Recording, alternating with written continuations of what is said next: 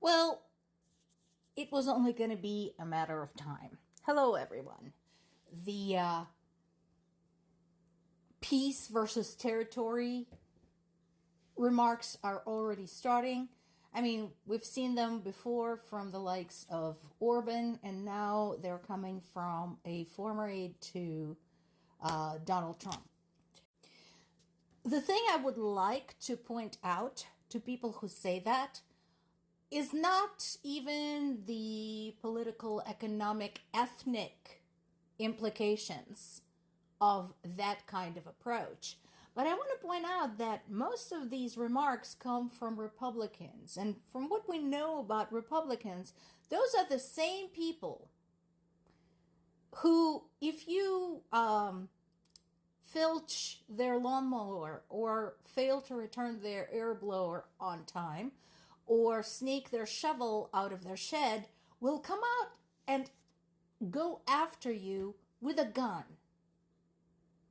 But these are the people who are happy to hack 1/5 of another country to pacify a dictator. So, there's that. Just food for thought. Well, this is a little bit keen eye for the obvious because it's been showing signs of escalation for like 2.5 years now. It's true that Russia continues to get a very steady supply of pretty much whatever they need from their buddies in Iran, North Korea, and possibly China. And in addition to Ukraine's Kursk operation, where they're preparing to face off with the North Koreans, and the fighting in the east of Ukraine, most of Ukraine continues to be basically carpet bombed on a daily basis. I just spoke with my parents. We had to cut our calls short because of that very thing. Basically, they both had alarms going off on their app that shows the national air raid alerts. And so there's actually two types of alert. One is sort of everybody just keep an eye on it. And then the other one is you have an air raid warning in your area. So get somewhere safe. And so both of those were going off. So there you go. I think this is one of the biggest problems with everybody who is talking about what should happen in Ukraine. I think people keep forgetting that there are living, breathing human beings, millions of them, on the other side of that conversation. Again, we already know what the proposal is going to be.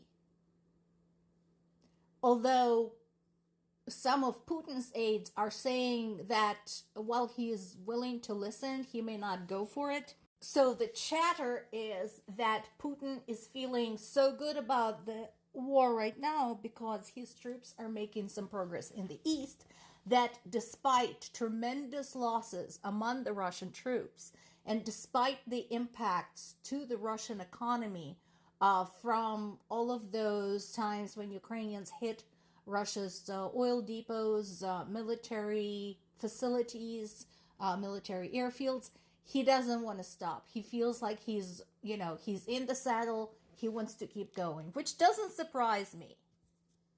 Now, this is interesting. So this is coming from the UK, but it's not just UK that should be considering this. And I know people, are going to say, well, we would rather spend our budget on healthcare and education and environment than on making bombs. Folks, if we lived in a just and fair world, that would be awesome. I would be all for it. I too am sick and tired of spending the money we could be spending on education and healthcare and environment on making bombs. However, we don't live in a just and fair world. We live in a world where we have a lot of shitheads. And those shitheads like to sit and wait for you, my friends, for you, my dear altruists, to decide, well, we're safe now, let's go spend money on education and healthcare.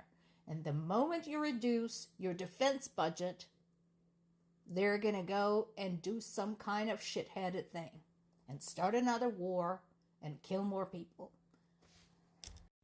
I don't like it either. Remember, my family is in Ukraine and I can't get them out of there.